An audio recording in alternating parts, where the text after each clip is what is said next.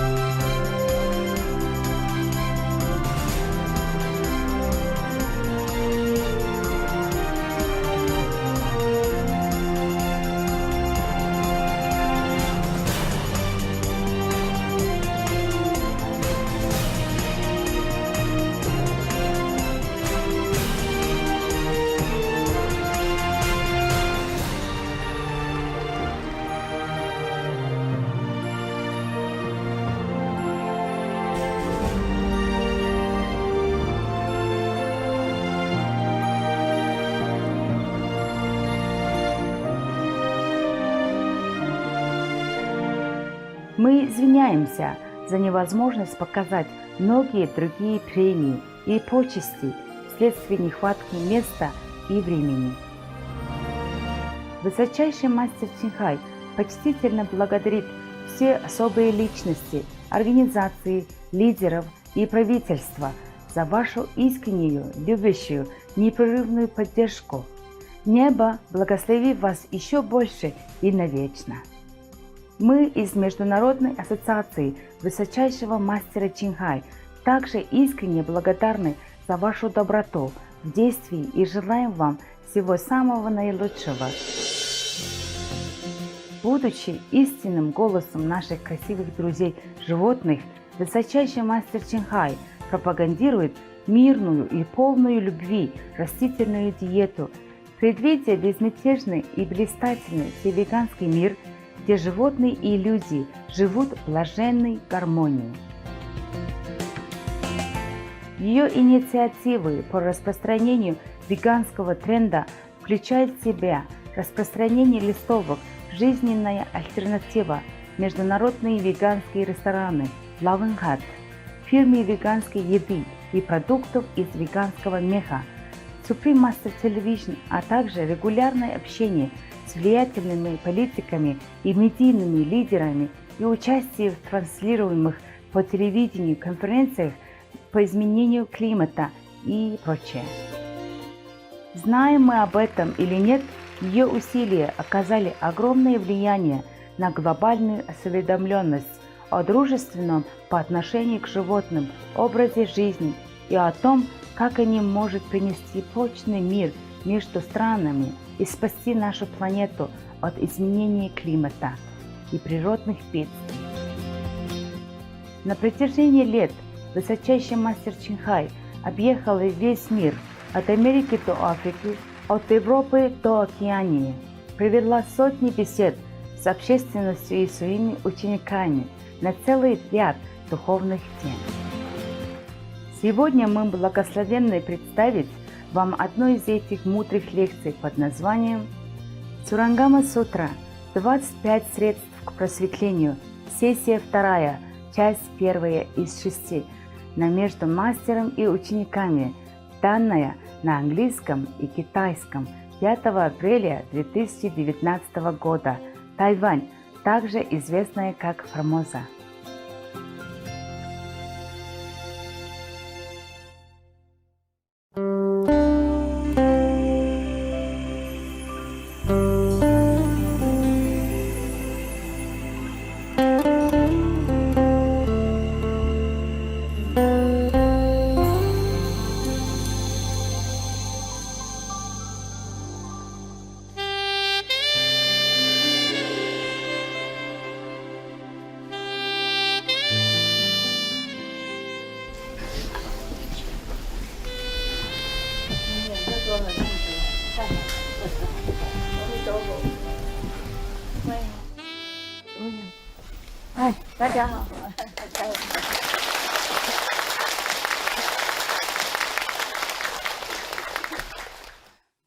Do you like to see some northern performance from United Korea? Yes. 多少 yes 举手 Second, right hand. Okay, good. Then I will invite them to come. They're from Pyongyang, okay? The dancing artist from Pyongyang. Pyongyang, you know Pyongyang? Do I have to tell you where? Here is Korea, okay? Seoul, Taiwan, Korea, Taiwan, Southern China Sea, Taiwan, Korea, Seoul, Pyongyang. Because the dancing artist troupe, Pyongyang troupe, they wrote me a letter. Yeah. They say they are very touched that I like them, that I'm concerned about Korea. So they wanted to come to perform for me, free of charge. They even say that, free of charge. Yeah, normally very expensive to invite them, They say free of charge. Oh, I never had anybody offer free of charge before. It's me always offer free of charge. So I was thinking maybe they should come on the Korean Peace Day, huh? Yeah. You don't have time to come anyway, so we, Taiwanese, we enjoy. 3 more weeks. 3 more weeks. Whoever can stay, you're welcome, okay, huh? They'll be very happy to come. Free of charge. Imagine that. Very famous troupe from Pyongyang. Want to offer me free of charge. The whole troupe, the whole group. A lot of people. Yeah. Very kind people, eh? And we will see them, if you stay. If not, we only, the Taiwanese, enjoy everything all ourselves. Today, there was a joke on SMTV, no? The mother come in and say, you have to go to school now. He said, I don't want to go to school. Why do I have to go to school? He said, because you are a teacher. I felt the same sometimes. Why do I have to come here? Yeah. Thank you. Yeah. Yeah.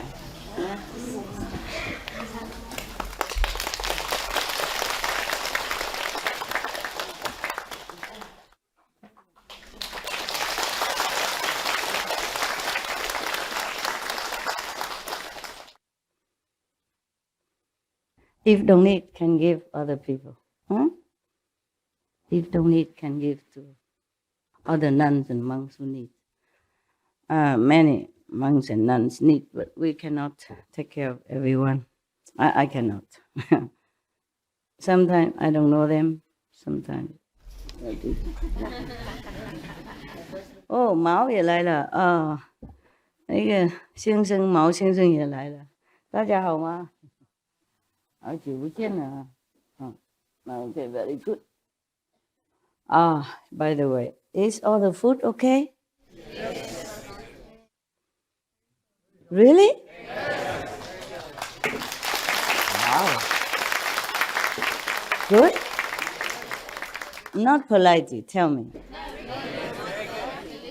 Delicious? Okay. Brown rice? Oh, just brown rice? Vegan chicken? Stew? Salad? Fruit? Guava fruit? What else? Soup? Tofu? Pumpkin soup? If you're happy, it's good. Very happy. Salad also if for the raw people. If you need something special, you have to order in advance, okay? Because we don't live very near the city. It takes some time to arrange, to arrange people to go, arrange to buy, arrange to come back, and arrange to prepare for you. As the best is before you come, you already order, Say, okay, I'm special. Especially raw. I'm very, very raw. I cannot be cooked. Okay, 好了，今天更多人师兄你也来了 ，Indonesia 。你怎么看起来一模一样呢？我看到你已经30年以前了，是不是啊？哎呀，你看他了有没有人认识？只有我认识他。30年左右了，以前呢，我第一次看到他，是他请师父去印尼嘛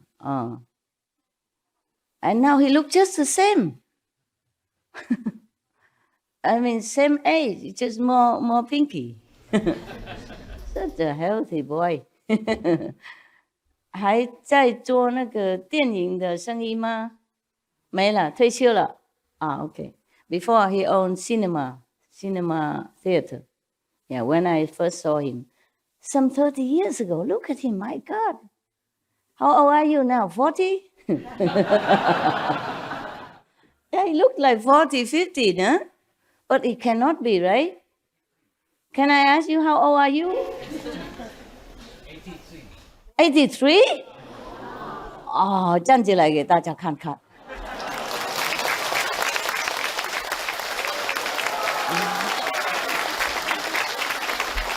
Incredible, incredible！ 不敢相信啊，32不 no， 不是38， 83了，不是38 83了。哦，还是这么好，还住一样的地方哈。哎呀，我会想念你们那些煮那个菜呀、我来那边的时候，哇，菜最好吃。我现在想起来还喜欢的。哎，他们不晓得他们家人煮的好好吃，也不是什么很豪华的什么，就是那个口味刚好。很高兴看到你了，好久不见了。还有你们毛跟那个周生意都好吗？还可以哈，还不退休？还没啊，小孩都长大了就可以退了吧？Never mind，那些是旧朋友了 ，OK， old friends， yeah, long time ago. This couple from Singapore and he from Indonesia. Yeah, give a good impression of their country. Lovely, lovely people. Okay, now we go to India. You like? Yeah, let's take a flight in our heart and flight, free of charge. Yeah. I was thinking of that joke. I also sometimes don't feel like going out to be a teacher. I can't believe being a teacher. You have to worry so many things. Before, when you see some master go on the stage or in the temple, they just go and sit and just talk leisurely. And you thought, oh, nice to be a master. Yeah. And many people run around him or her, doing everything for them. Look like, yeah. How come I don't have such kind of life? I do everything mostly myself, and I have to organize many things. Of course, people are doing it, but I still need to organize, give instruction, where to repair, what to do, etc., and have to be on top of it. Like how many people can come now, or we have to be in Shihu. We have to organize buses, you see what I'm saying, and all that stuff, and have to organize over there too. A lot of things. Even this seems small thing, but all day just small things, nothing else. Yeah, and my dogs also. Sometime change assistant, and the dog got sick. And until I check it out, they're already sick. Yeah, sometimes too late, and I feel sorry for my dogs that sometimes I just have to leave them for someone else to take care, and not everyone bring good energy or healthy kind of atmosphere, okay, huh? Even though you are initiated, and as you know very well, the past karma, the master power, delete. But the present karma, you must carry on. Otherwise, you cannot live. You must die immediately if you have no connection with the world at all. Yes. And because you're still connected with family, friends, and all kind of things, give and take in this world. So we have to carry on this short life for a while. Yeah, whatever we have to do, we have to do. That's why we need the 5 precepts. That's why the precepts come in. Otherwise, maybe your karma in this life is already destined to be bad. Yeah? Then you have to rely on the master power also, but your own willpower, the precepts, to know what to do, what's right, what's wrong, so that you control yourself. Yeah? Then you take the destiny also in your hands to guide it with the master help into the right direction. So our life is better, even though we cannot help the whole thing, but at least actions. At least action, don't do any harm, at least. Okay, now we take a flight to India. Yesterday, I was talking about the fourth meditation method with the 2 kings of medicine, plus the 500 other Brahman gods who are also helping with the healing process. Yes. Any healing things, any healing process or power mostly came from the 3 worlds, because it's a physical body, physical world. Yes, and they control them. That's why you see that yesterday is included 500 Brahma gods in there. Probably the 500 Brahma gods were also physically present because they probably incarnated into the world to help people, to help healing.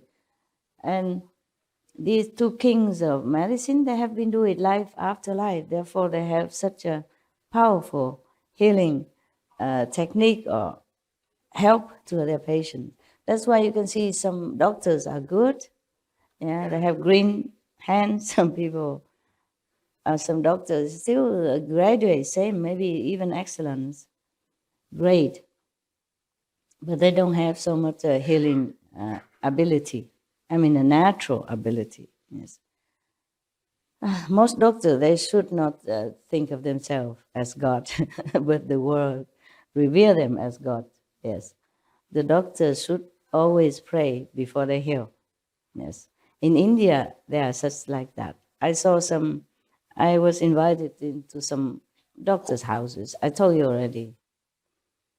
At least one of them I saw is written in the office of the doctor saying, I prescribe, I mean the doctor prescribe, but you heal. It should be like that.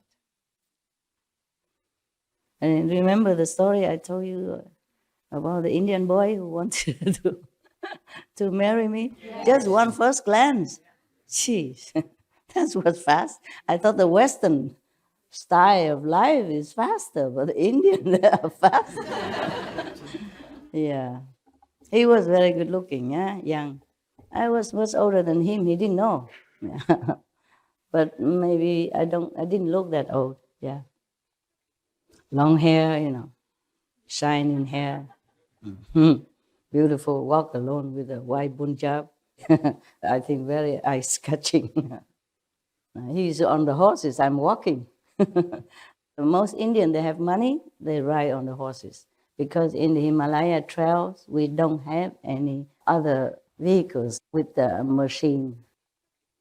Not even motorcycle. In some area, very short distance, maybe, but otherwise it's just climbing and a rocky mountain and small path. Therefore, they hide the horses. And then if the horses cannot go because some are too rough, for the horse even to climb, then they hire these laborers. Yeah, these are rich people, they do that. But I was no rich. I walk all the time. And I walk alone, yeah. So it probably was eye-catching. So he's young, you know what I'm saying? Yeah. And then still invite me to the mother, no? Normally mother is very jealous with any of the girl that the boy wanted to marry. Even marry, not just say, okay, let's get to know each other. No, it's serious. I was blushing. I didn't know what to do. Didn't know what to say. So I say, I'm still married. I was, not divorced yet. But still want to invite me to the house. And she's a doctor, no? The mother is a doctor. She is the one who invited me to the house. She said, nevertheless, come to look at us if you pass by. I said, yeah, if I pass by, I surely do. I did visit. And she was very simple housewife, not any air of a doctor or nothing, She sat on the floor with like Indian people, cutting vegetable and throw it out. The rest of the vegetable they don't use is throw out the window, just like that. Chop, chop, chop. Good one put on the one side, also on the floor. Can wash later, doesn't matter. Floor is good, floor is clean. I put on one side and the other one just like this, chop, chop, chop. Put one side, throw out. It doesn't matter because the cows in India, they roam free. They will pass by and eat it anyway. In fact, I did see it. I was curious. After she left to something, she goes some other room. I peep at the window. I said, oh, there's a cow eating it. So there's no waste. It's very cute. I didn't stay long. I didn't sleep there. Just passing by, say hello, and they give me meals. And very hospitable for the Indian people. You know, even the poor people from the remote area of India, they greet you with a smile and the God's name, you know, Hari Ram Ram, yeah. Oh, God be with you. Hare Krishna, Hare Ram Ram. They always greet you with that. Yes. But don't ask them where you're going, because they always say straight ahead. Yeah. Straight ahead. And if you say something, they always seem like don't agree with you, because they say, okay lah. They shake their head, but they say, good. Okay. That means yes. Right? In India, this means yes. For us, this is yes. But for them, this is yes. I was very confused. I said, I did say anything wrong? I didn't. Why you always disagree with me? And if I ask the direction, straight ahead. Yeah, maybe the rural people, they did not learn too much English, so that's the few words they know. All they know is straight ahead. Well, that's where you should go, actually. Yeah, where would you want to go? Straight ahead, no? Very good people, Now, let's go yesterday again. I told you the calendar always pops up by itself.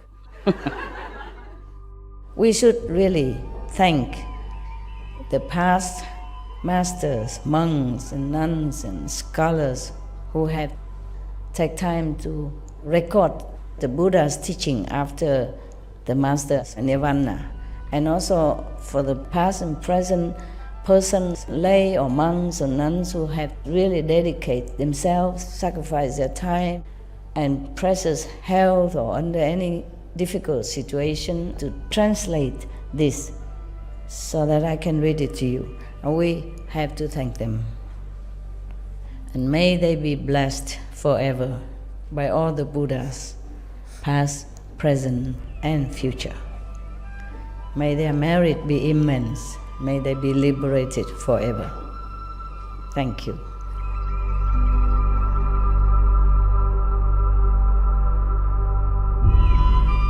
According to Buddhism and the believer and the tradition, when you read Sutra and all that, you have to put on incense, flower, and bow to the Sutra first and thank all the Buddhas and Bodhisattvas in 10 directions, all respectfully, before you read it, okay?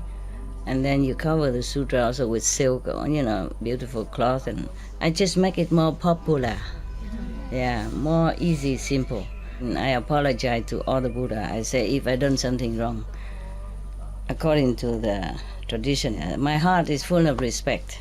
It's just that I cannot always do that. So please, all the sin, whatever I've done wrong, is all on me. At least other people, they hear the names of the Buddha, according to the Sutra, they will get benefit. Yes.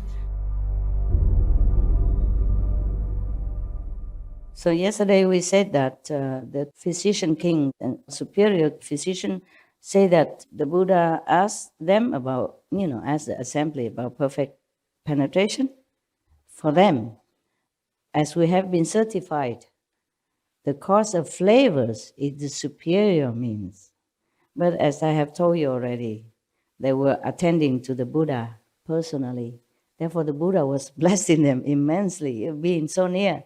Maybe they have to touch the Buddha pose, listen to the chest. In the old time, they don't have this stethoscope. They just put their ears right on your chest and listen. How nearer can it be? Okay? Therefore, they probably swoon out physically. And their astral body just flew up to heaven. Therefore, the flavors at that time they tasted is not the same as the normal flavors that they taste with the ordinary medicine for other patient. Yeah. But then because of that, they thought, oh, it is the flavors that give me awakening. And the Buddha even certified to it.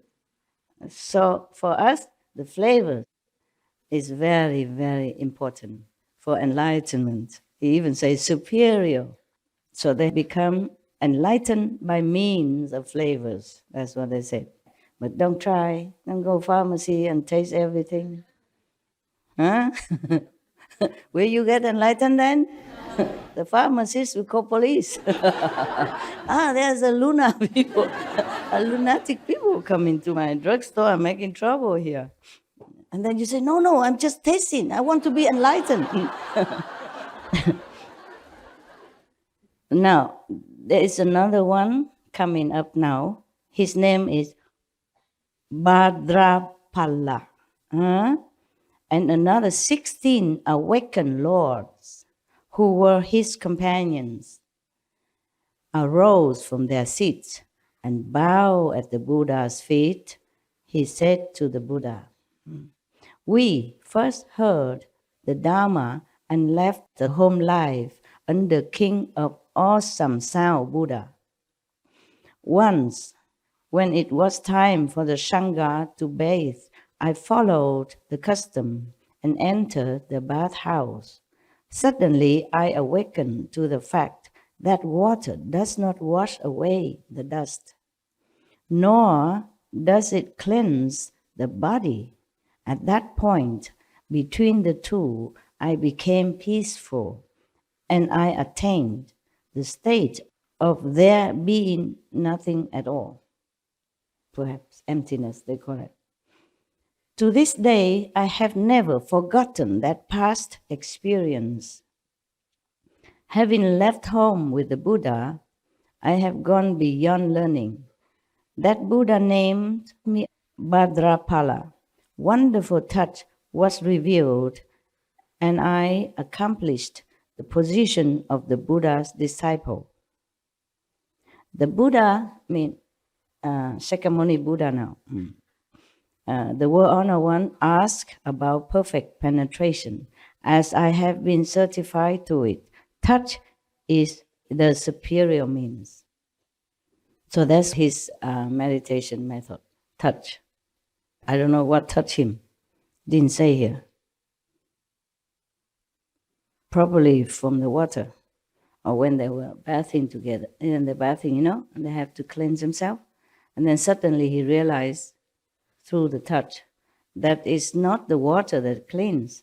But of course he has transcended the normal state of awareness then. Yeah. Otherwise, if you touch yourself all day long, you feel nothing, no? Do you feel anything when you touch yourself? Or even your brother next to you touch you? Try, touch anything. I won't feel anything. Yes. Therefore, actually, if you want to read the sutras of the Buddhas or the scriptures of any religious order, you must be enlightened first. Yes, you must have more or less similar experience, of transcendental awareness. Otherwise, people, what? Just a smell of herbs and he became enlightened? Then I go smell the herbs all day long. Then I get enlightened quicker. He only take care of the Buddha once and the herbs at that time only, or one time, and he get enlightenment. And this one is a touch. Did you see that anybody touch him here? He went to the bathhouse also. Suddenly I awakened to the fact that water does not wash away the dust, nor does it cleanse the body. Okay, between the two, he entered the state of not because of the water or not because of the touch, and then he realized that if he's in a bathhouse, I'm sure he was scrubbing himself, trying to cleanse himself. And that's how he became enlightened. So he thought it was the touch of the body, of the sensation that he awakened. It's not. It's just like everything else before us. So now we know. So that's another one. Number 5, huh? We still have 15 or something to go. Now, this another Buddha great disciple, Mahakashyapa. He will be one of Buddha's successor later on. Huh? And you should know that. Even though it doesn't mention here, okay? But I read elsewhere. It's different. So Mahakashyapa is one of Buddha great disciple.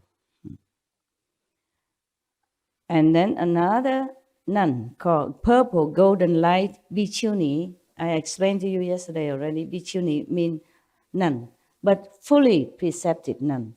Bhikkhu is fully precepted, 250 precepts. Yes. If a novice, then we don't call them Bhikkhuni. Yeah, we call them maybe Samini, Sami or Samini. Yeah. Sami means a young boy, a new novice to come to become prepared to be a monk. It takes some time. And then Samini is a woman, lady nun, yeah, but not yet fully ordained. Yeah. These are all Bhikkhu and Bhikkhuni. Yeah, okay. I was also, I supposed to be Bhikkhuni, but don't look at me, don't question. I'm not that kind of Bhikkhuni. Sorry. Sorry to disappoint you. Maybe inside, the heart. But people don't look at inside. They mostly look at outside. They say, what? What? You say you are a nun? Oh, forget it. If you are a nun, then I'm a monk. Anybody would say that. Okay, never mind. It's just the way it arranged with the Maya, so that some people have to be screened out to begin with. Okay? I'm not allowed to just take in anybody the way I want. So the clothes is some kind of a screening filter. It's just like you have a screen door, screen window, filter out the small mosquitoes.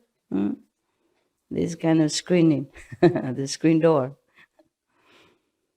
Might as well, yeah. Because even some people already came and still cannot distinguish. Not to talk about people who did not even want to come because of the screen. Mosquitoes don't come because of the screen anyway. So, Mahakashyapa and Purple Golden Light Bhikkhuni and others, maybe some more, probably practicing the same method. Therefore, they all came together to tell the Buddha what they did or what they do. So they all arose from their seats, bow at the Buddha's feet, and said to the Buddha, in the past Kalpa, in this region, I drew near to the Buddha named Sun Moon Lamp, who was then in the world. I heard Dhamma from him and cultivated and studied with him. After that Buddha's extinction, I made offerings to his sarira and lit lamps to continue his light. Do you know what sarira is? No, okay, I tell you. When some saintly people die, or in case this Buddha, any Buddha die, they will burn his body as a custom in India. And then whatever left over, solid substance, they will put it in a stupa. They build like a small temple and put the sarira in there.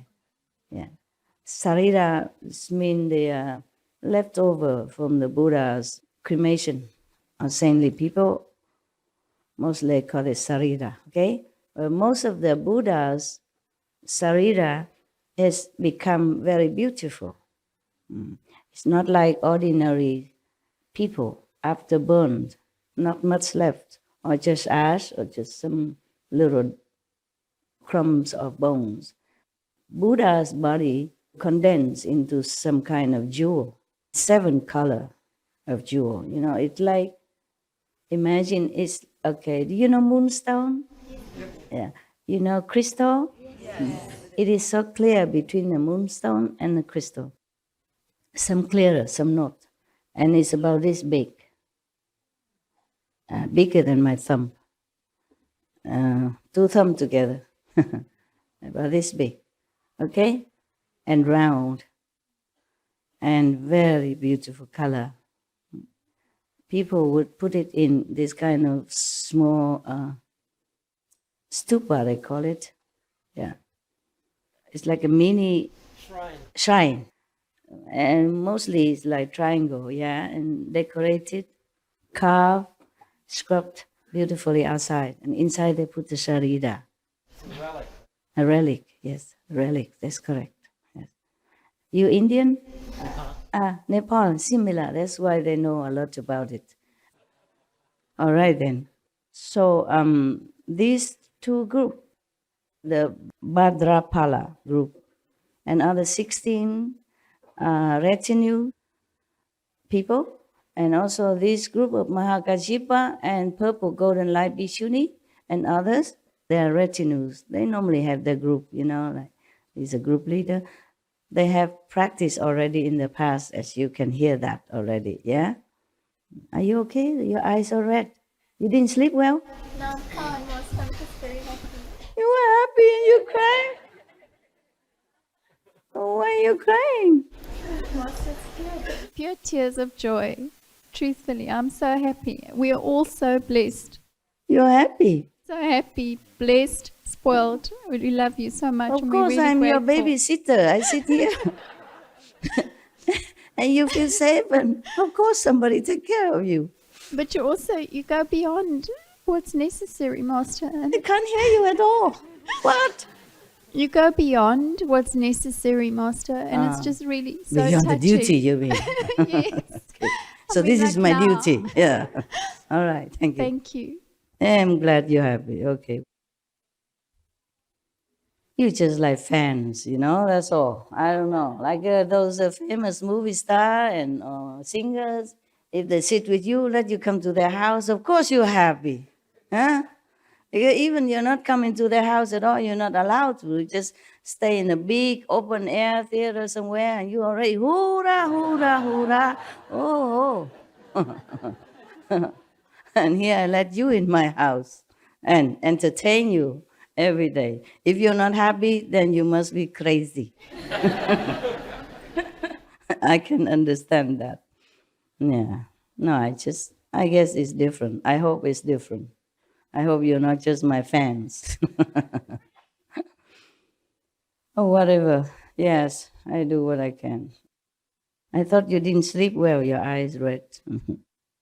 So they practiced before, you see, in the past Kalpa, also in the same region where the Buddha Shakyamuni was at that time. They were practicing with the Sun Moon Lam Buddha, who was then in the world. At that time he was in the world. I heard Dharma from him and cultivated, and studied with him, etc., etc. And then after the Buddha Nirvana, she make offering to Sarita. And he lit lamps to continue his light. Maybe lighting lamps, normal lamps to offer to the Buddha. Or maybe she meant that she continued to teach people because she said she lit the lamps to continue his light. So I guess that she was kind of continue his teaching lineage. Yeah. Otherwise, the normal light cannot be Buddha's light, nah? That's what I guess. Okay. From that time on, life after life, my body has always been perfect and has shone with a purple golden light. The Bhikshuni, purple golden light, and others make up my retinue. And we all brought forth the resolve for Bodhi at the same time. So that was their story. Yeah? She continued. I contemplated the world's 6 sense objects, change and decay. They are but empty stillness. Based on this, I cultivated extinction. Now my body and mind can pass through hundreds of thousands of kalpas as though they were a finger snap. Wow. Meaning time has no control power over this bhikkhuni and her retinue. So that was the talk from Mahakassapa, introducing also purple golden light bhikkhuni at the same time, also telling the Buddha what practice he has been doing. That was in the past kalpas. And imagine, they remember everything from the past kalpas. You remember anything from yesterday? What did you eat yesterday? Not even that, yeah. Well, congratulations. Your memory is extraordinary. Extraordinarily low.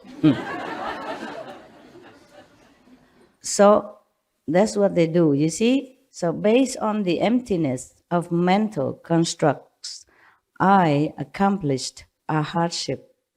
The world honor one says, in the Shakyamuni Buddha, because they stop from one Buddha to another, so I have to tell you which Buddha that they were saying.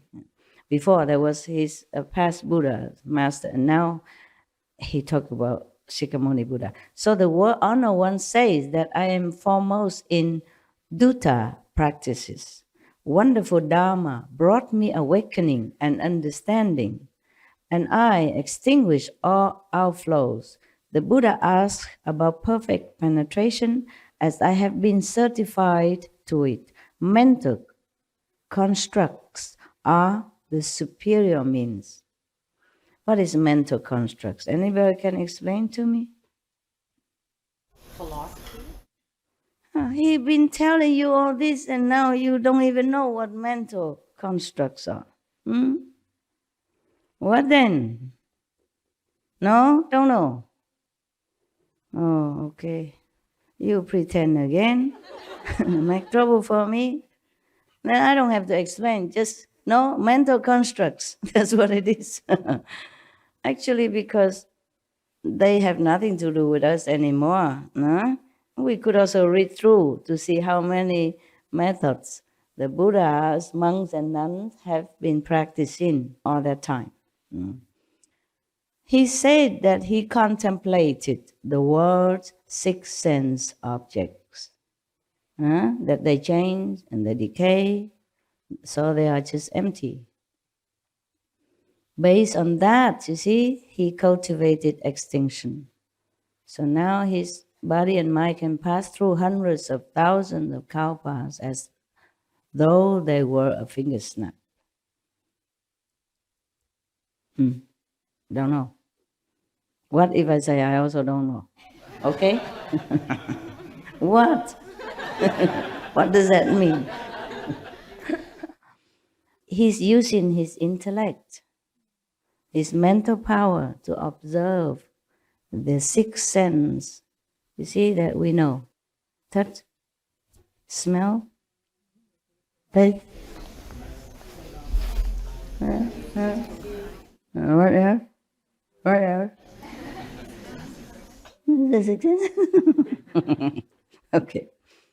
So he's using his intellectual power, mental power to analyze this.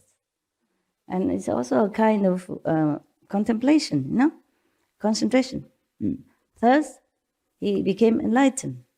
People use different faculty to be enlightened, okay? Yes. Even sometimes practice the same method.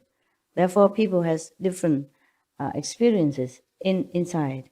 Just like you, brother and sister, I teach you one method, but some of you have different experiences. Some, have experience outside, obviously, or some benefit of some kind, and some go inside, see different worlds, different dimensions, etc.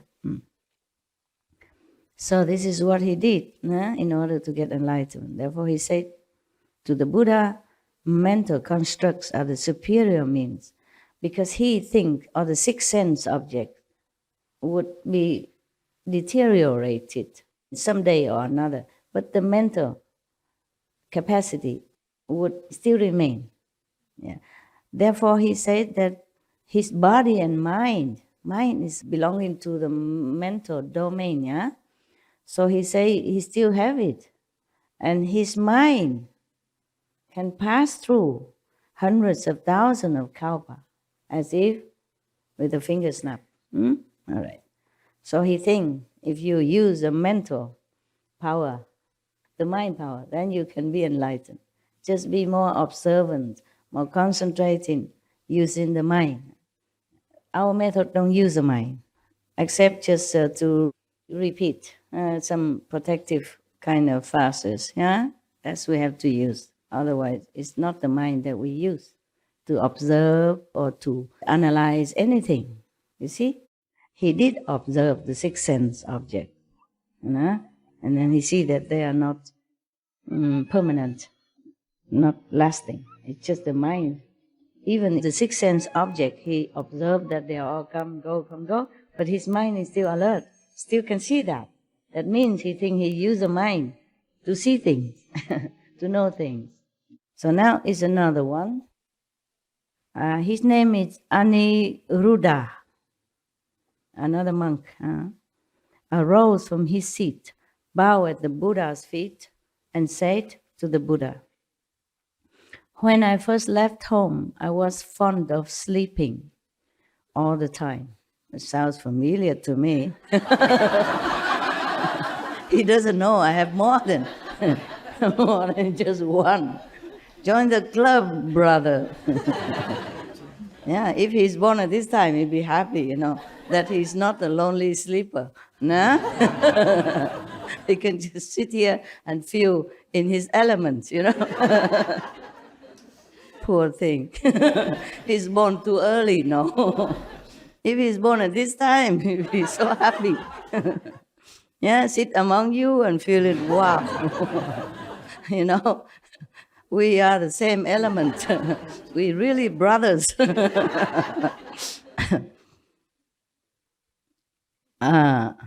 The thirst come one scolded me. Well, I didn't. But at least the Buddha is more strict. You see that? So if you blame me for being too strict, well, I'm only the disciples of the Buddha in strictness. Yeah. The thirst come one scolded me and said, "I was no better than an animal, oh God." The Buddha is really, really stern, And I thought the Buddha never scold anybody. Well, he did actually. He did scold. The sutra I read that he did scold his son. Yeah. His son was as children, he was so young, little boy. And he said his young stomach cannot bear one meal a day. And he said that he is meditating too long, he cannot bear, etc., etc. The Buddha scolded him. Say that, you see this, I remember something like, you are the son of the Buddha, and it's like something worthwhile, yeah? But if you see the basin that I used to wash my feet with, can people use the feet washing basin to eat or to put something more valuable in it? So the Buddha meant that if he is not trying hard, he will be just like a useless, common, not much worth utensil. Something like that. But here he says you're like an animal. Ooh. Wow. I didn't know the Buddha can be so strict. I forgot this. Yeah, at one time, I read somewhere else. So, Buddha story. One bhikkhuni, addicted to garlic. Yeah? She also always go to the lay person's house and ask for some garlic. One day the lay person don't have any garlic in the house. So he told her that she can go to his field and take some by herself. He was probably busy or something. And she went there and take a lot of something. And from then on, the Buddha said, whoever eat garlic will go to hell. Just to eat garlic. Probably he was angry because she damaged the field of a lay disciple, which being a bhikkhuni, you should not. Yeah, and you should not be so addicted to something that you have to be so dependent and became in so less dignified. Buddha probably was angry and saying, don't eat garlic, but she still sneakily going and doing that and damaging people's property. I would also be very angry. Yeah, because that is not a representative of enlightenment. Yeah? All right. So, go back to this monk, Aniruddha. When I heard the Buddha scolding, I wept and upbraided myself. For 7 days, I did not sleep, and I lost the sight in both my eyes. He tried too hard to open his eyes. Probably maybe put a toothpick or something, keep it open or in front of the light so that he don't sleep. Yeah. This go to extreme, you know, typical disciple. Right? When I say I want a banana, they bring me every day a lot. Even the whole village cannot finish it. Yeah. And one time they bring me these Vietnamese, they call it chả or something like that. You know, these Vietnamese ham, the whitish color outside green, they wrap with banana, yeah, and it's round like a ham, like this. Or this round, or this tall, and they cut into small pieces. And one day they give it to me, some slice. Oh, good love loves that. Yes, I give it all to him. I'm not really very fond of anything, not much. Nowadays, not much. So good love ate them all. Yum yum. Next day, I gave double portion. Yesterday, same stuff. And good love is not there anymore. So I returned the same portion, the same amount. The dog's not there because when I'm on retreat, I cannot just have them around. I don't have enough time to attend to you and attend to business and paperwork. So no good love around. So I return the same. I never told them. Sometimes the good love likes something, a lot. And if it's gone, then next day I got a lot. And the next day is next day, Even good love fed up. So the Buddha blamed him for sleeping too much. But he didn't say not to sleep, meaning doing things in an appropriate way, nah? Yeah, middle way, no? Then he just took it too seriously. 7 days don't sleep until his eyes are blind. Yeah, terrible. Many things like that happen here also. Repentance, good, yeah? Being aware of your own shortcomings, good. But no need to punish yourself when it's not necessary. Huh? Just tell me what the problem is, okay? So now he said that he did not sleep for 7 days and lost the sight in both of his eyes. The World Honor One taught me the Vajra Samadhi of the delightful seeing, which illumines and is bright. Although I had no eyesight, not that I don't have eyes, no eyesight, I could contemplate the 10 directions with true and penetrating clarity, just as if I were looking at a piece of fruit in the palm of my hand. The thirst come one certified me as having attained a hardship. The Buddha asked about perfect penetration, as I have been certified to it. Returning the seeing back to its source is the foremost method. Meaning, you don't see with the eyes, just like you are doing in meditation. Yes. As I have told you before, one of the Zen masters said, if he knew, the nature of our own primordial, luminous and glorious self, he would be better being blind, deaf, and dumb to begin with. That's what he said. Because we can't use anything. This physical, ephemeral nature of things and the body, we cannot use any of them for enlightenment. So that's why when he has no eyes, he realized after the Buddha taught him how to see inside, then he knows that the seeing source is not from the eyes. The eyes get the seeing from the source, just like the ears get the hearing from the true source. You see, that's why we don't use the ears, but we hear. You see, if you did not practice Kuan method, how would you understand what I'm saying? Huh? Anything at all. Yeah. Even you practice Kuan method. I asked you many times. You did not understand. Not to talk about the people who don't. The blind, lead the blind, both fall into the ditch. Yeah, now you know, huh? So hurry up, okay? Yesterday I asked you about the 2 medicine king, remember? And you talked to me about the herbs. I asked about the enlightenment, their awakening. And you said, oh, because the herbs, the smell of the herbs, the different herbs, the mixture of the herbs. All nonsense. Miss the mark 2,000 miles. Just like you miss the magician's hand, you know, he's doing something to distract you while he's doing something else. That's why you don't see where the pigeon come from, or where his handkerchief come from, or where anything else come from. Yeah. Just the quickness of his hand and the distraction skill.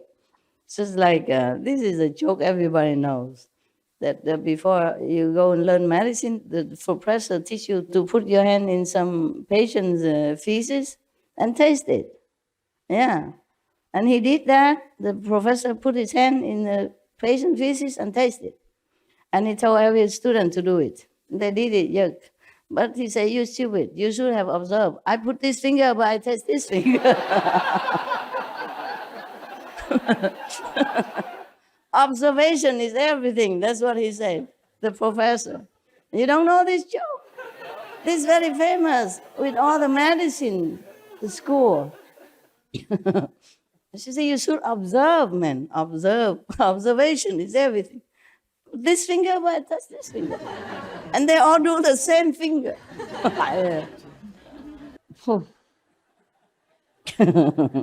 You can laugh at people's expenses, but how about you guys? Yeah, we can get easily distracted by some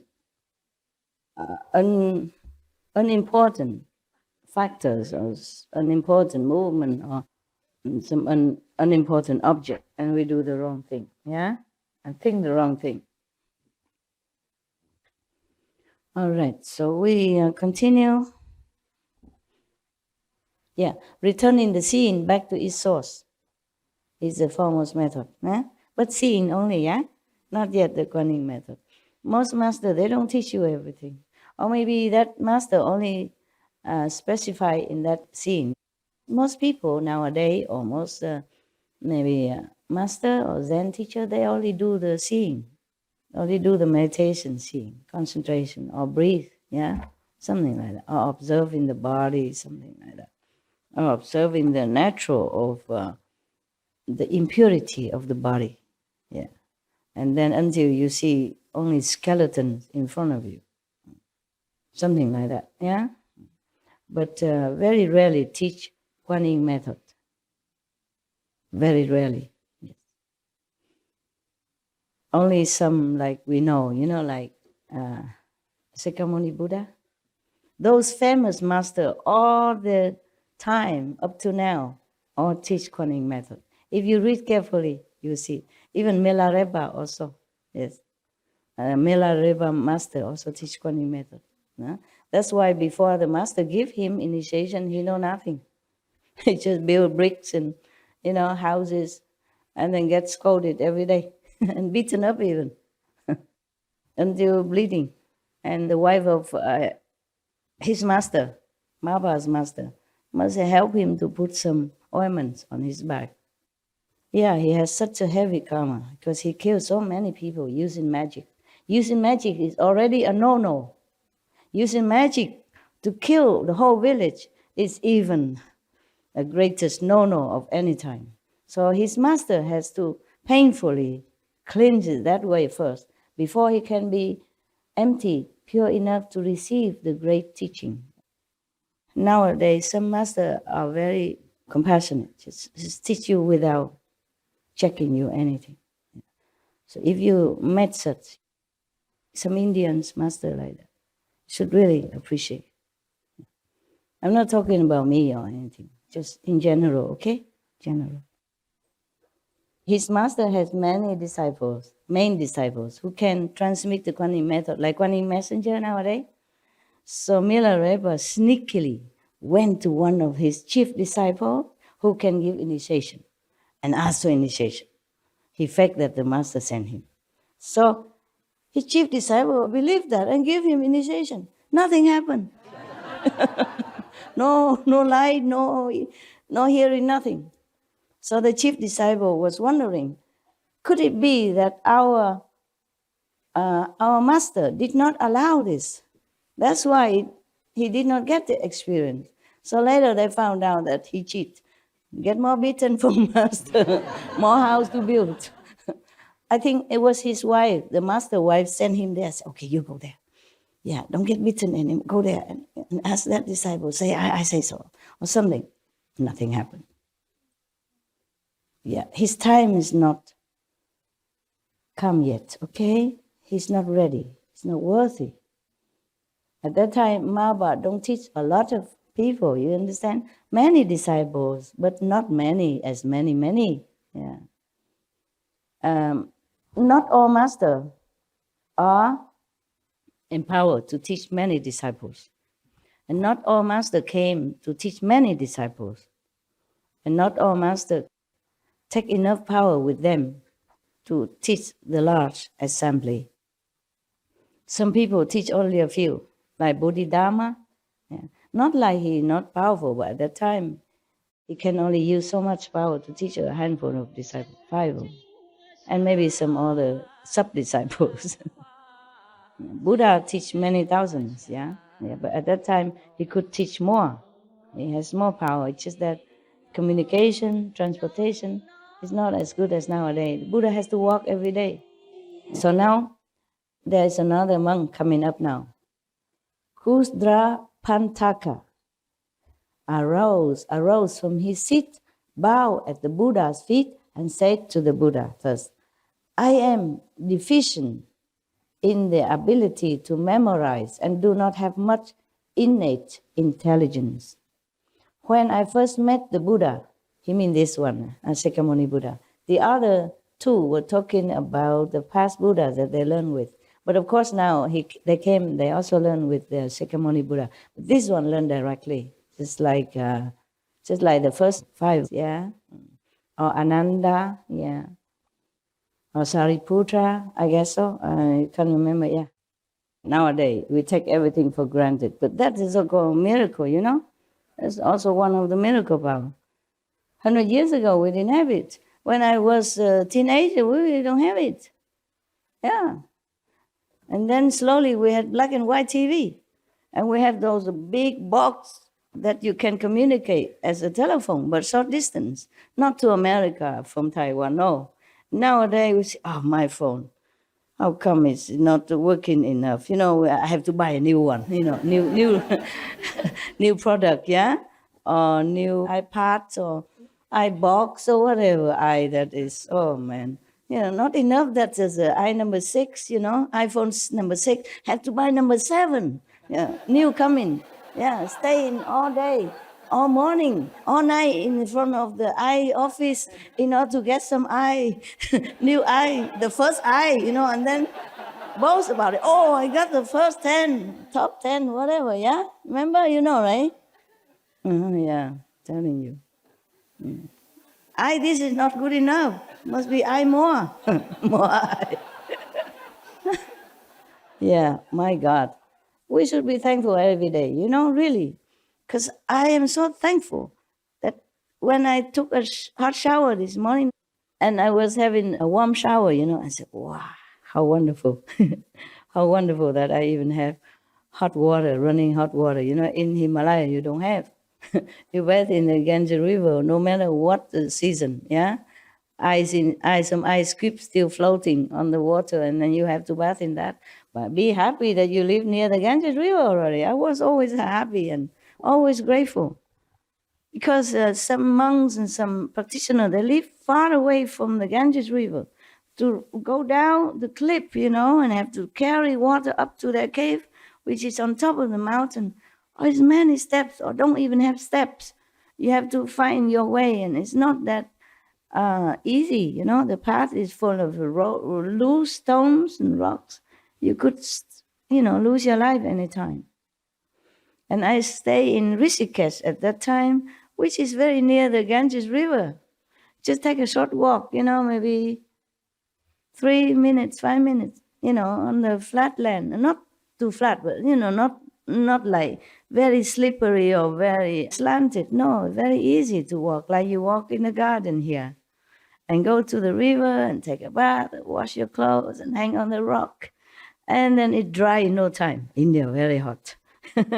It dry in half an hour. Or maybe half dry, and then you can wear already. And then when you walk back to your mud room, it dry completely. No need spinning machine, nada. I love that kind of life so much. I wish I could go back there. Just rent a mud house. It costs like a gift, Costs a few rupees. It's not even $1. Because over there, they don't try to make profit. They make everything cheap for the pilgrim, yeah? They're so spiritual. Even the business people, they're so spiritual. They make it so that they don't lose money only, yeah? And gain very little bit to continue and to repair the house. They don't think of business. Everything there is very comfortable. If I go there now, with not much money at all, I don't even have here, but I could live forever there, truly. The Indian people are wonderful. Nepal also similar region people, they're wonderful. Yeah. And to come to talk about it, why don't I just go there? Why dream about it? Why don't go back there? Yeah, there are some mud houses you can rent, If not, I just live outside. And now I even know how to take care of myself. I can even afford a tent. I can afford the bus and the horse so that I don't even need to carry. When I was alone, I can't afford it. I have to sell in or get rid of things because I'm alone. I can't afford to carry a lot.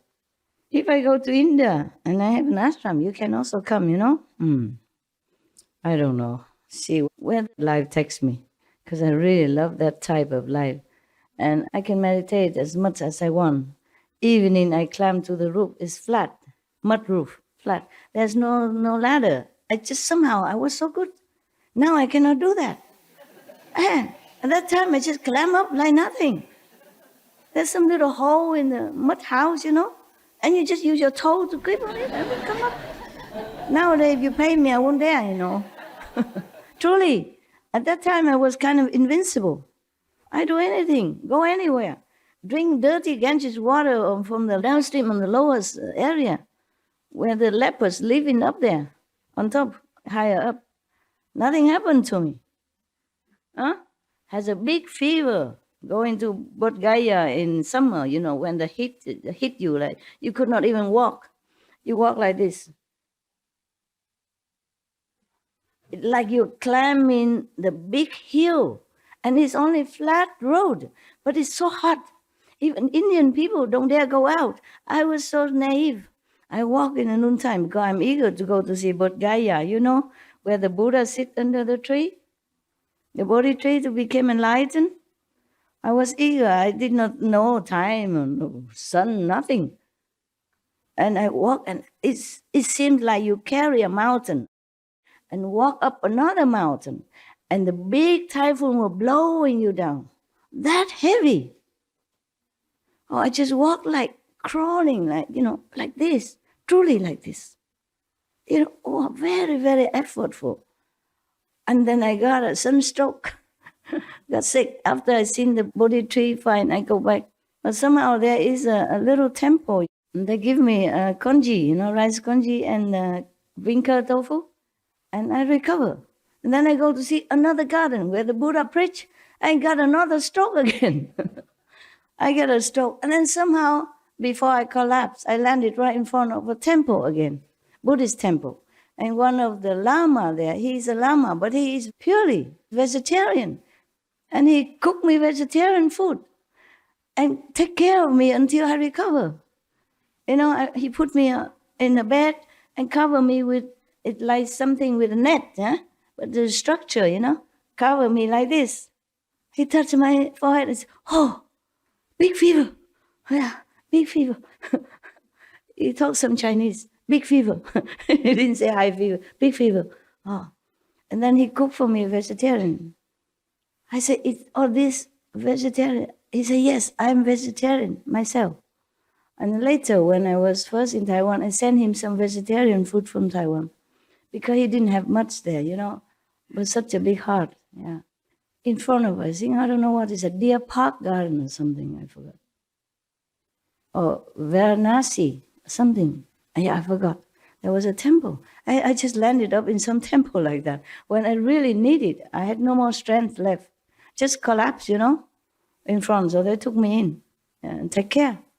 And just simple congee, like rice soup like you eat in the morning, and tofu, bean curd, that's it, and I recover. I say, "How did you know how to cook rice soup?" He said, "My master taught me, if somebody's sick, you don't give rice, you give rice soup." Yeah.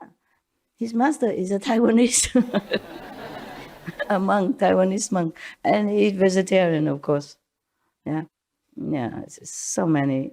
It's miracle all the time, yeah? It's no problem, no big deal. I was so eager at anything for enlightenment, so I just go here and there, do anything without considering me as a very fragile young woman. Yeah. But God takes care of everything. Like a book we said, no? God takes care of everything. He did truly take care of me. So this is Kusdra Pantaka talking, yeah? When he first met the Buddha, he said, "I heard the Dhamma and left the home life.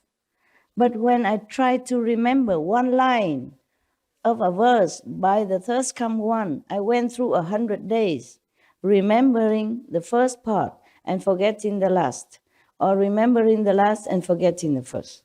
He has no memory faculty, not very sharp. He tried very hard to remember what the Buddha said. Yes. In those days, and nowadays also, in many parts of the world, people don't have other facility, or they just do like tradition, memorizing the whole Bible or the whole Quran, memorize the Buddhist scripture. I also did memorize some. You have to memorize some, like the morning service, the evening service. And when you make offering to the Buddha and recite some mantra for the ghosts and all that, you must know. I had to memorize also some, yeah. And also they memorize some of the mantra, the compassionate mantra, like from Bodhisattva. It's a long mantra, yeah, or some shorter mantra. But evening or morning service, you have to remember. You cannot just sit in front of the Buddha, bowing and then reading. You have to prostrate to the Buddha. And, "Oh, I forget. What was it, Buddha? What was it? What was the last part before I bow? I forgot." You have to learn by heart, yeah? Like you have to make offering to the Buddha. I learned both Chinese and Vietnamese. Yeah, in the morning you have to make offering. Yeah, like Gong yang jing jing fa shen, no che no fo. You make offering to different Buddhas, and then you make a mantra for the ghost, something like that. It's like chanting. It's very nice, very beautiful. You have to learn the whole process. Yeah, you cannot take a book. Oh, where was I before? Over here, I can ask you, where was I? What did I say? But in front of the Buddha assembly, how many monks, many nuns, and you have to read fast, like everybody else. You can just, wait a minute, I forgot. Wait, all of you, wait a minute. So then, this monk, he has no memory kind of talent, yeah? So then he tried to remember the first, then he forget the last. Remember the last, he forgot the first, yeah. So the Buddha feels sorry for him. He said here. So the Buddha took pity on my stupidity, and taught me to relax and regulate my breath. You see, the Buddha teaching breathing now, so that he can be more relaxed. The Buddha also teach breathing technique now. I contemplated my breath thoroughly to the subtle point in which arising, dwelling, change, and extinction happen in every sana, every nanosecond, he said, okay? Every ksatna, that means nanosecond.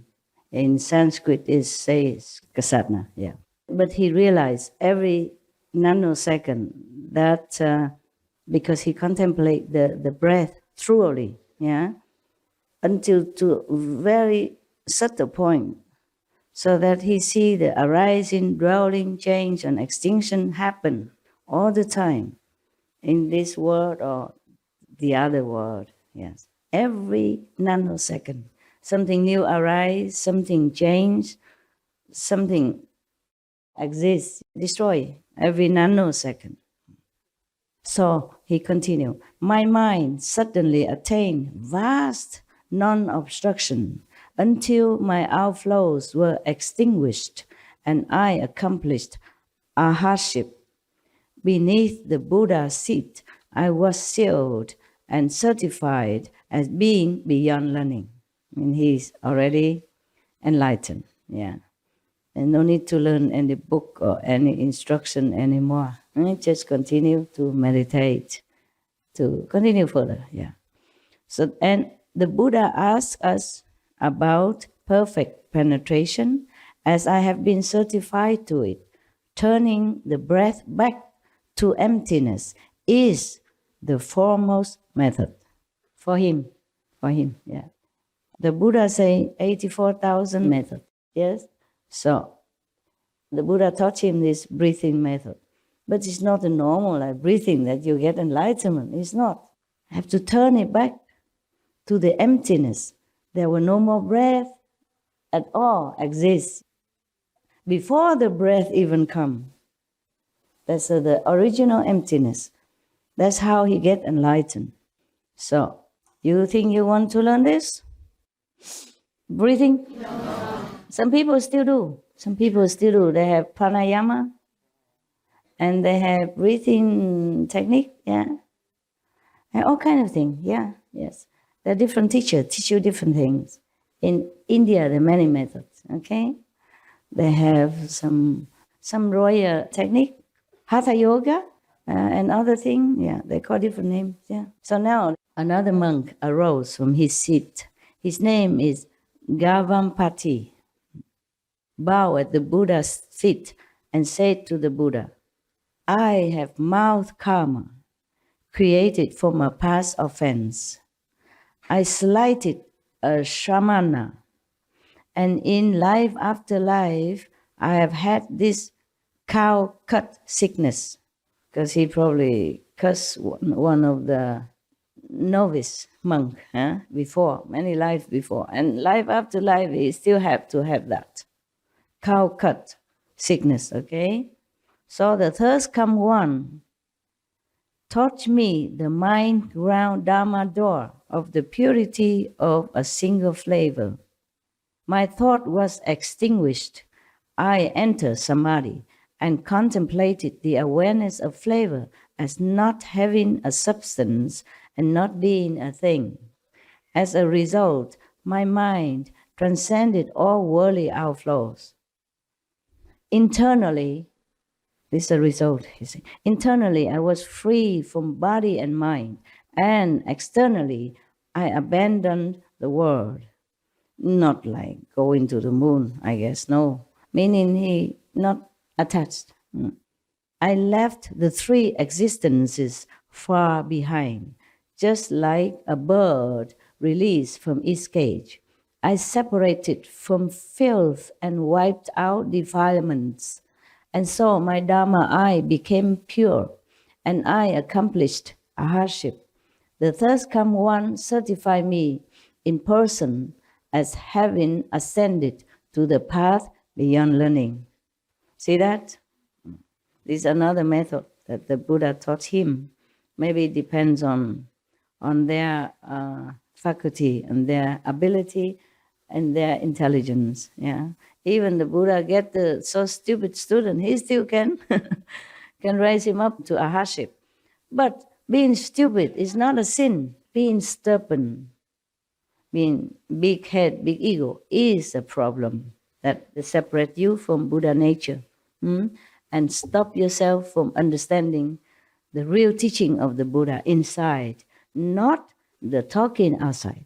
That's why this monk before, he cannot even remember one sentence.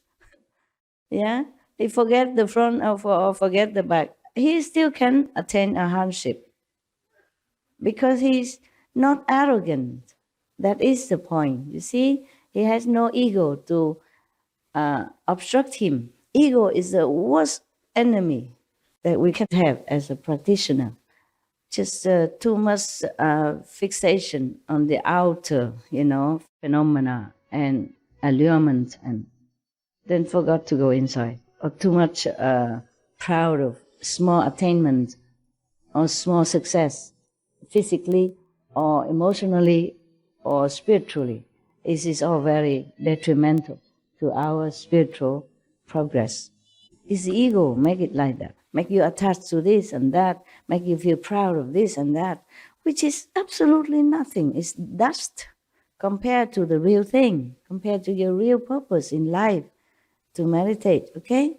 Like if your husband spoil you or love you so much and you become kind of a spoiled brat, and in going outside you also became like that, demanding, and proud, arrogant. Or your wife is spoiling you, then you also became stubborn, too much ego, thinking, oh yeah, I'm wonderful, I'm the best, I'm somebody. This is okay for self-confidence, but not overstep the boundary between self-confidence and arrogance. Then you'll be fine. You have to know, check yourself, whether or not you are obstructing yourself. This is really, really, really detrimental for your spiritual progress. You go nowhere, carrying around the ego like a baby, like precious thing. Just let it go, okay? We are nobody. We are nothing, really. I mean, maybe outwardly, look like I'm your master and teaching you, but inwardly, I don't feel like I'm anything. Inside my feeling, I don't feel like I'm something important. I never had this kind of even feeling to grasp at, I do my stuff, diligently every minute, every second, every hour of the day, what I can. Take care of my dogs, take care of my things, do my business, take care of whatever I have to. And if you come, I teach you a few things, but inwardly, for example, suppose I do scold you. It doesn't mean I'm arrogant or anything, because I don't feel like I'm anything. I just do what I have to do. It's just like I tell my dog, stop it, Don't play too rough. That doesn't mean I don't love my dog. That doesn't prove that because I'm their master. It's not like that. I just have to stop them before they get too serious and biting each other. When they get cranky, playing too rough, and then one get hurt, and then begin cranky, and then the other one also more cranky, and then it's become a fight. Yeah? So I have to stop them then. I say, stop it. I do something to stop them, not to continue so roughly that it escalate into some more serious problem. That's all. Not because I'm their owner. I don't feel like I'm owner of the dogs or anything. I just have to take care of them. It's just situation. Make it like that. It's just like if I teach you, I tell you something, it's just necessity. Not because I think I'm a master. Not because I think I have the right to do that. It's just automatic. It's spontaneous. So love doesn't always mean smooth talk or nice treatment. So get it quite clear. Yeah. But don't pray that I scold you either. If all of you here come and ask me to beat you up, scold you, then what else would I do? Then we can forget the whole Surangama Sutra or any sutra or whatever. Yeah, just beating, scolding, beating, scolding, beating, scolding. Hundreds of thousands of disciples Scolding, beating all day long. Like Marfa, Milarepa's master. Like what? Like how Milarepa's master was beating his. His disciple. He is only one disciple. There's thousands. Look around you. Look around you.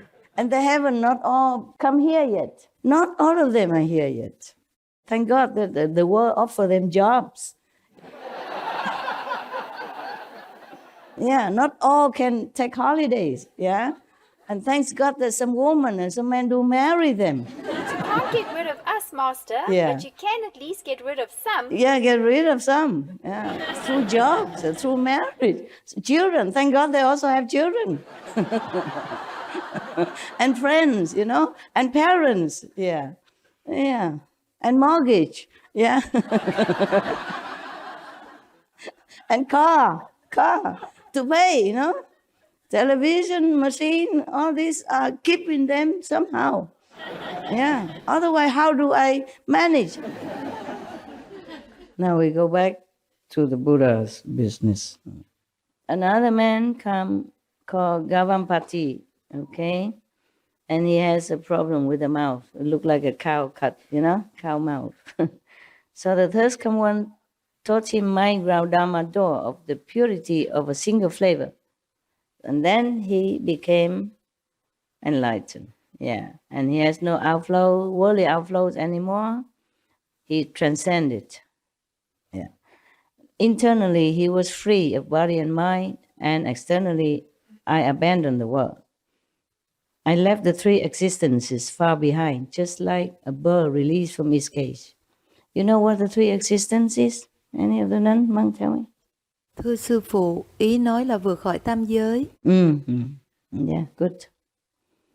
So he had transcended the three worlds, liberated. Okay? Yes. The three worlds is always destructible, perishable. Above the three worlds is a more permanent, okay? Not destroyable. From the fourth level already, yeah. So he feel like he's away from everything that is worldly, filthy, and not pure. Yes. And he became a heart. The third come one certified me in person as having ascended to the path beyond learning. The Buddha asked about perfect penetration, as I have been certified to it. Returning flavor and turning awareness around is the superior method. What returning the flavor? And turning awareness around. Turning awareness around, the same like what you do every day. Instead of looking outward, you turn your attention inward, yeah, and look inside instead. So whatever flavor it is, you return it to the original of all flavors. The reason the flower, the roses had the smell as it is, because it originates from somewhere else.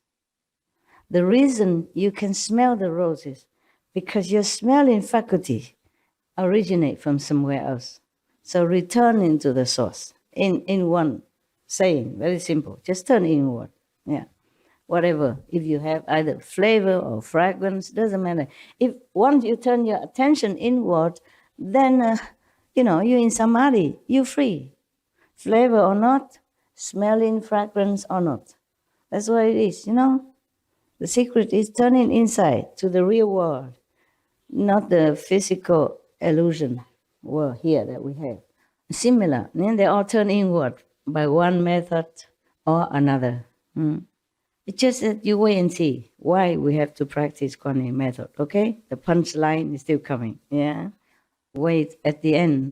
Now, there's another monk coming now. There's a monk named Pilidavasa arose from his seat, bowed at the Buddha's feet, and said to the Buddha, "When I first left home to follow the Buddha and enter the way, I often heard the thirst come one explain that there is nothing in this world that brings happiness." Is that true or not? Even if it brings a little temporary happiness, we pay a lot suffering afterward. Nah? Like romance, for example, beginning, how nice and hot and whatever, and then after a while, it's bitter taste and suffering, crying a lot, blah, blah.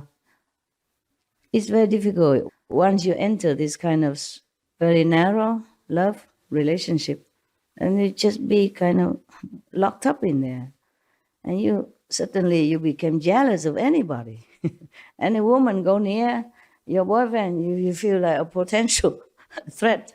Any man go near, you feel like it's a potential danger to your relationship and your love, for example. And then if the husband or the wife or the boyfriend or girlfriend that day somehow did something, this is not to your liking, I knew it. That must be that woman. I know it. That must be that man. It's like that. And it becomes more and more narrow and more bickering, more sorrow, more possessive, instead of happiness. It's just a natural thing to turn out that way. Very difficult to control. It's your sixth sense of, outward focusing. And then it brings in trouble. And the mind interprets it in the wrong way. And the heart beats it in a different way. It is the world that makes everything seems negative. And even though you normally have a very good and happy relationship, things will happen to make you doubt it. I don't think any woman would never doubt her husband or boyfriend's love until the day she go into this 1 meter square box, right? I heard all the time that they have doubt, they have suspicion about their love relationship, even though outwardly it seems so perfect. A couple, it seems like they're perfect. But there's never, always, spotlessly, no suspicion. And then because of suspicion, it breeds another suspicion. And then you watch your partner. Instead of loving him or her, you're watching him. You analyze it. You observe it. Oh, this is with negative thinking and expectation. And boom, it might come as you expected. And then you say, I knew it. I knew it would happen. And now it comes. You see, I told you, I knew it. And then the more you told him or her, the more it happened. And nobody likes to stay in a bickering relationship. And then they have excuse to go. And then they start another, you start another, and another war begin in different positions, different places, with different rival. Tell you, that's why the Buddha left home. He had 500 women, he should know. 500 concubines, he should know. That's why all these monks listened to him, because they trusted him. If the Buddha, who has 500 wives, doesn't know, who else would know? So you got to trust him and be a monk. Be single, no wife, no woman. Trust him, be monk like him. So that's why 2,000 monks always surrounding him, not wanting anything else, not wanting woman or anything. Even Ananda was already captured by a most beautiful woman and experienced artisan, of that time, most beautiful, and have even the Brahma mantra, the most powerful charm mantra of all time. He was already captured and trapped in there. Even then, he prayed for Buddha, please help me. I just want to be a monk. Believe that? Because they trusted the Buddha. The Buddha is full of experience, not just in heaven, but on earth as well. So all the monks never waver, Maybe that's what it is. Maybe that's why they all became monks. Even though being a monk is not easy.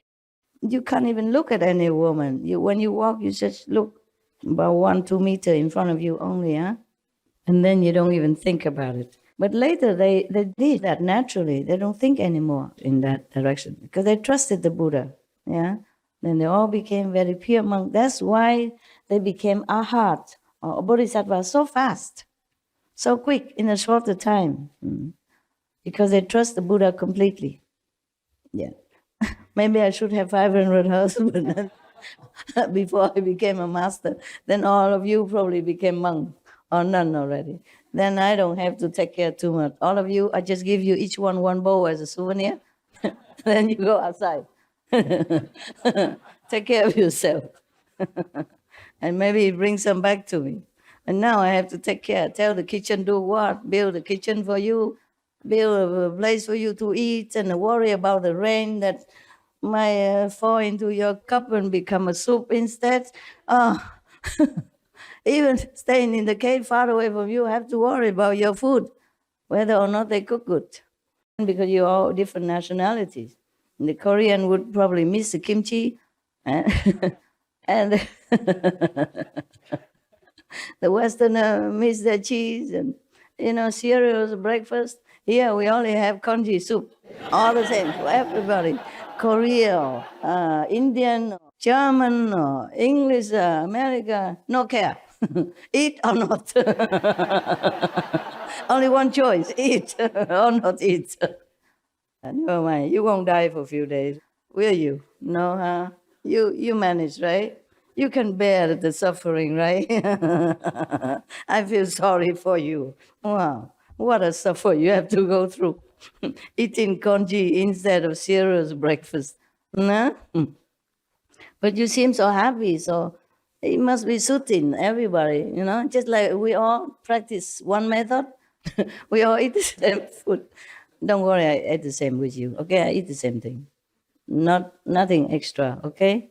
I made them give me the same food so that I know whether or not they cook at least decent, okay? Swallowable. It's delicious. Oh, you are just too hungry, that's why. At home, you have a chance to go to your own kitchen. Nah? It's all right. You eat when you feel like. There are always some leftover in the kitchen. It depends on the cook. Miracles always happen. Because some chef come and he cook the congee a little dense. And some other come, it's like watery. I experience the ebb and flow of my life in the kitchen style, all the time. Some cook very generously, a lot, and good flavor. Some are just simple, very sparingly, as if want to save money. One day I had to kind of admonish them. I said, the workers, they stay here, or they came here to work, to repair all the area construction. They work from morning till night, and very hard, and also the weather is cold. And they are Chinese or Vietnamese, mostly Asian. And the way you cook congee like this, they don't have enough physical, stamina, strength to continue in the cold and rain. You stay in the kitchen. You can eat any time you want or anything. If you don't like it, you can always cook something for yourself. And you stay in a warm place inside the building. They have to work outside. You have to cook the congee better than this, thicker, okay? Because the Chinese or Vietnamese, they like congee, the rice soup. You have to make it more substantial. That's the only time I demand the difference. The rest, I normally eat whatever they eat. I don't really care so much. But sometimes I advise them, because sometimes the protein don't taste so good. Then the salad is too plain. You put some more nuts in it, or the sauce has to be not too sweet.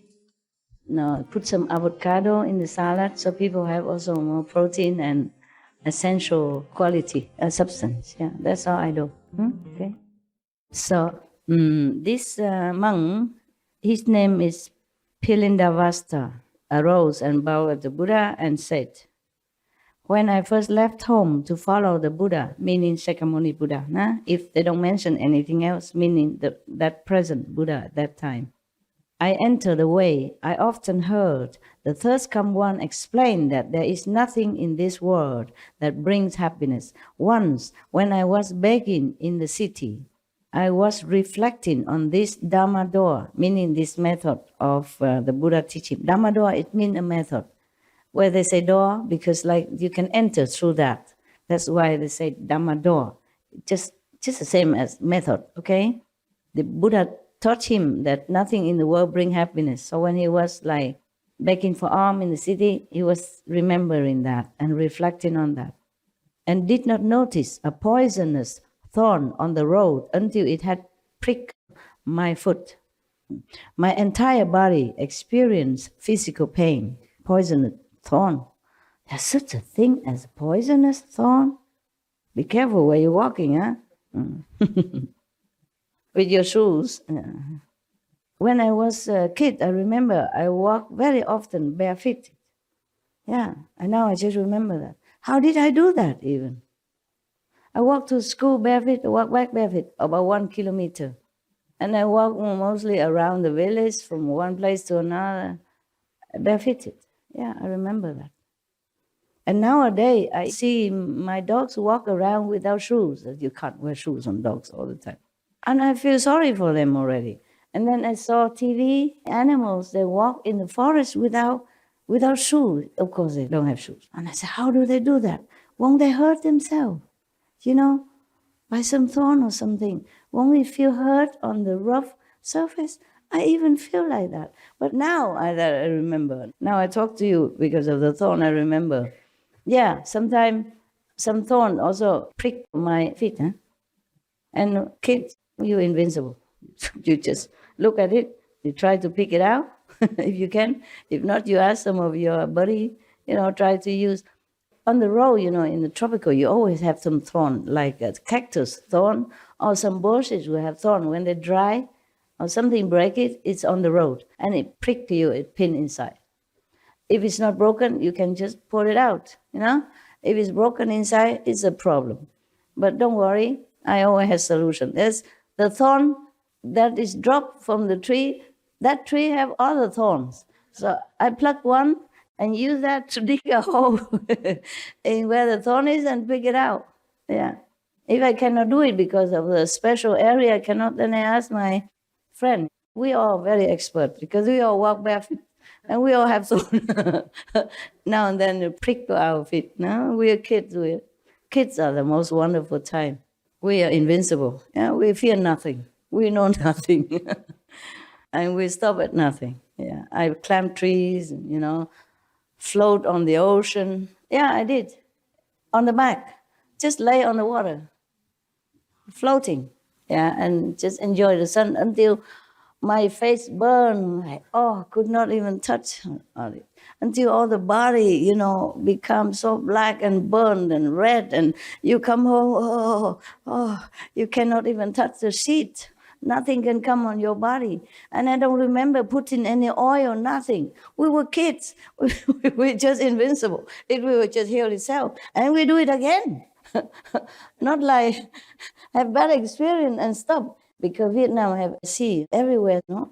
Kids love to go to the beach and lay in there until the sun going, and then our body already all red and burned and suffering, and then go home, ooh, ooh here, ooh there, but then go again. Children, I guess the animals, they're also like that, too pure, too naive, fear nothing, just walk on.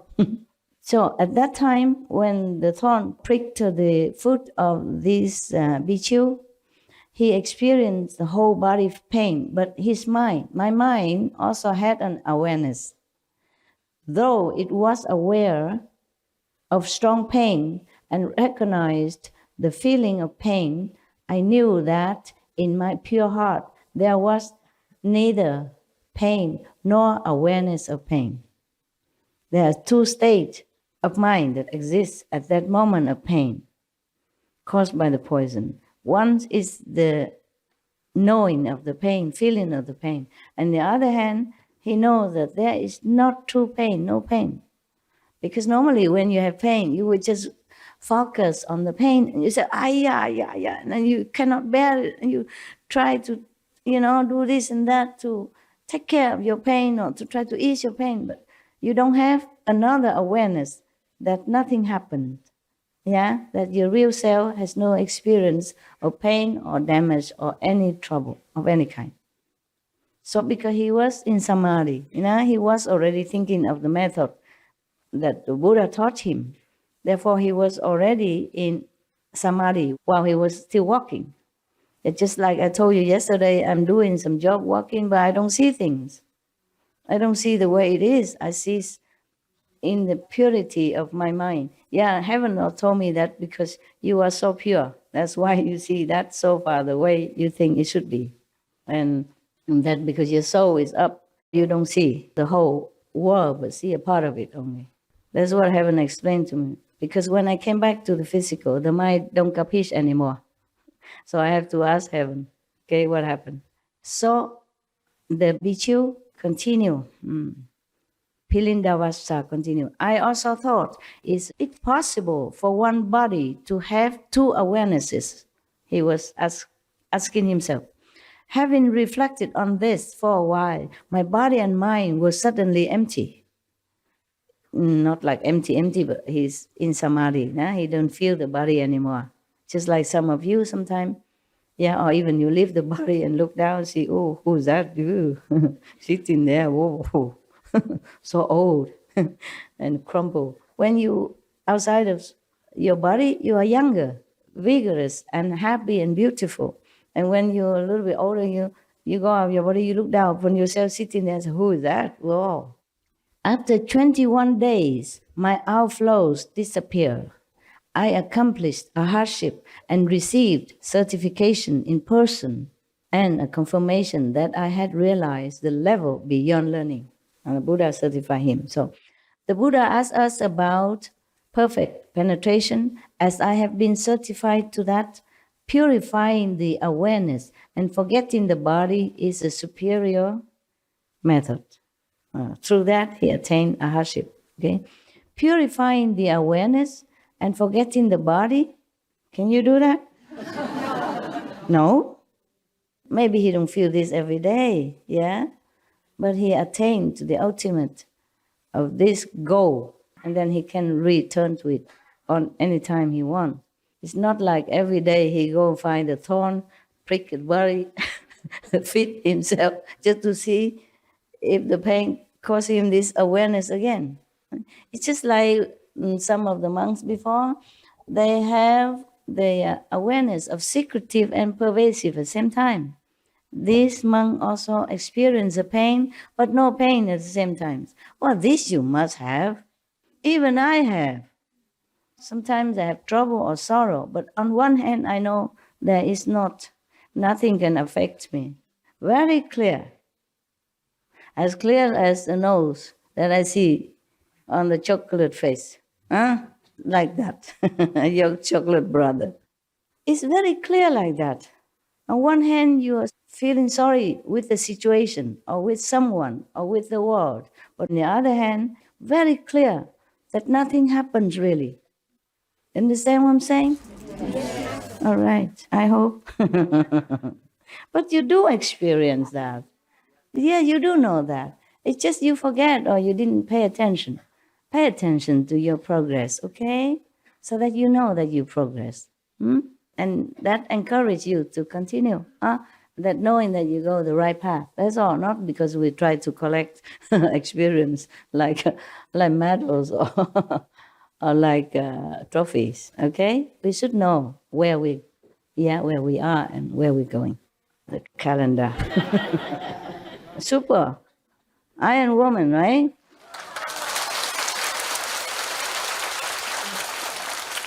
Oh, truly, I don't know why. Because if I'm in the cave right now, no, I just do leisure, do some paperwork, doing nothing, and then occasionally we'll feel tired. Cannot talk like this. Cannot imagine it. Just before I come here, I couldn't imagine I go out and talk for 3 hours. I was thinking, Master, can I make it? I talk to myself just like you do, Can you make it? Oh, because you still have to work, you have to go to school. And then it's just going, and I don't have anything special, more than you had. I just have one bowl of this, the rice soup. And what else did I have? Yeah, it was this bean curd tofu. This you cannot eat a lot, it's very salty. Because I don't have appetite. Only that thing can make me be able to swallow the soup. I know if I'm out here, I don't know how many hours until I come back. Yeah? So that was the breakfast, And then a little bit curry, and that you have. That's it. Nothing else. And a little bite of this guava. A bite about this big. This big. You know why? Because I had to bite it first, and then I give it to the ghost. Otherwise, they cannot eat it. That's all. I eat something so that I can take some out for the ghost outside. Hungry ghosts, yeah. Otherwise, I was also very lazy to eat. Didn't want to eat. I didn't want to do anything. And I thought I could not make it today, to come in out and talk. But then I did. Hours long, non-stop. Can't believe that. The next one. The next one name is Subhuti. Subhuti arose from his seat, bowed at the Buddha's feet, and said to the Buddha, "From distant kalpas until now, my mind has been unobstructed. I remember as many of my past lives as there are sands in the Ganges River." Can you tell me how much that is? Countless. Cannot, yeah. Ganges River sand, who can even count it, yeah? So he has even been in different lives, so kalpas, as many as Ganges River. Imagine how many lifetimes you have passed through and doing the same thing. He has also doing the same thing, like other monks and nuns before saying we have been practicing this and that in kalpas. So from the beginning, not that they have to reincarnate. They reincarnate on earth or physical universe for some different reason. They want to help sentient beings, yeah? That's why. And kalpas after kalpas, like the Ganges River sand, doing all this tirelessly. Imagine how compassionate these saints people are, the Buddhas are. And we just do a little bit physical work. I'm tired. Can't. Don't want. I'm so tired. Don't want. Don't want to do it. I need to sleep. I said, wait until you pass your life, then you can sleep all the time. It's coming soon, don't worry about it, sooner than we think. I just blink my eyes more or less and I'm already 30 years more than when I first begin. It seems like only a number, but it's etched in your body and make a real difference, yeah? So now this Bodhisattva Subhuti, feeling like from the beginning in my mother's womb, he even know that. You can see it past life. I knew emptiness and tranquility already when he was a fetus, to the extent that the 10 directions became empty and I caused living beings to be certified to the nature of emptiness. Wow, powerful. Yeah, in the womb already can certify people aware of the illusion of existence, yeah, emptiness.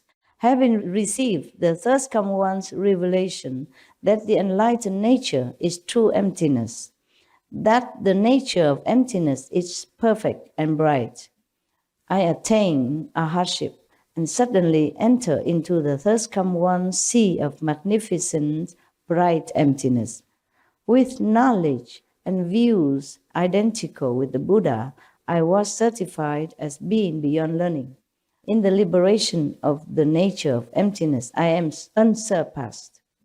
The Buddha asked about perfect penetration. As I have been certified to it, all appearances enter into nothingness. Nothingness and what becomes nothingness both disappear. Turning phenomena back to the void is the foremost method. What mean the void and what mean emptiness? They're the same, okay? They are the same. Void or emptiness is the same. But not emptiness as the emptiness like you all leave this room and the room become just void of anything. It's not like that. Because he said here that the enlightened nature is true emptiness. That the nature of emptiness is perfect and bright. This is when you contact with the light, when you see the true nature of enlightenment, that's the light, which you see sometimes, thanks to the diligence practice. So, turning phenomena back to the void is the foremost method, because he could penetrate all phenomena that turn back to nothingness. And then even the turning back phenomena and the emptiness itself will both disappear. And nothingness will disappear. in the beginning is nothing, and then from nothing spring phenomena and material, physical existence, and even then he can turn it all back into beginning of nothingness. But then even the appearance that enter into nothingness and the nothingness itself will disappear also. Then he became truly enlightened. So he said that turning phenomena back to the void is the foremost method for him. Yeah. Contemplating on the emptiness of all things. And then even forsake the emptiness. That's his method. Well, maybe we talk again later, huh?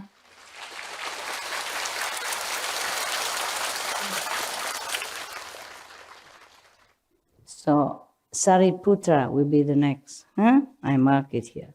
When you hear the name Kuan Yin Bodhisattva, then you know the calendar is almost end because she has a big calendar. So we have 15 more. We had 10 already. 25 Bodhisattva will tell you different methods of cultivation. I don't blame you if you leave me. You have too much choice. Spoiled with choices. Okay. Monday, breathing. Tuesday, flavor. Wednesday, emptiness. Thursday, void. And Friday, touch. Saturday, Sixth sense. the sixth sense. And Sunday, take a rest, right? Even God have a holiday on. Take a rest on Sunday. Okay. Lucky God, yeah? I don't have a break on Sunday. We should really thank the past masters, monks and nuns and scholars who have taken time to record the Buddha's teaching after the master's nirvana. And also for the past and present persons, lay or monks or nuns who have really dedicated themselves, sacrificed their time and precious health or under any difficult situation to translate this so that I can read it to you. And we have to thank them. And may they be blessed forever by all the Buddhas, past, present, and future. May their merit be immense. May they be liberated forever. Thank you. Thank you for being good.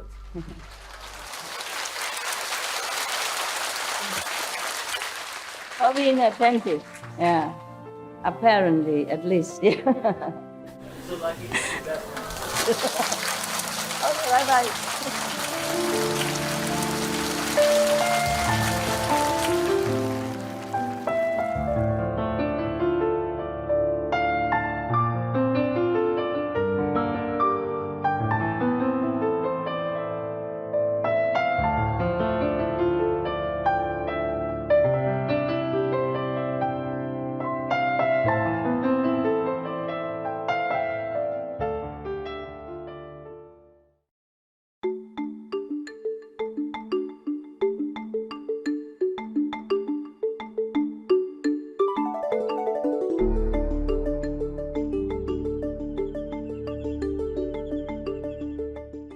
Pamirsa karismatik, kula atur urmat awit sampun sesarengan ing perangan dinten menika kajudul Sutra Surangama, selangkung cara tumuju kasunaran, sesi kalih perangan 6 saking 6 serial ing acara antara guru lan murid. Tansah mirsani Supreme Master Television kangge acara positif sanesipun. Mugi sukma minulya panjenengan, ngrengkuh kasaenan lan kaendahan ing pundi kemawon panjenengan lumampah. Charismatic viewers, we appreciate your company for today's episode entitled The Surangama Sutra 25 Means to Enlightenment Season 2, Part 6 of 6 on Between Master and Disciples. Please stay tuned to Supreme Master Television for more positive programming. May your noble soul attract goodness and beauty wherever you go. Our programs offer many languages. Please visit suprememastertv.com/schedule and suprememastertv.com/BMD.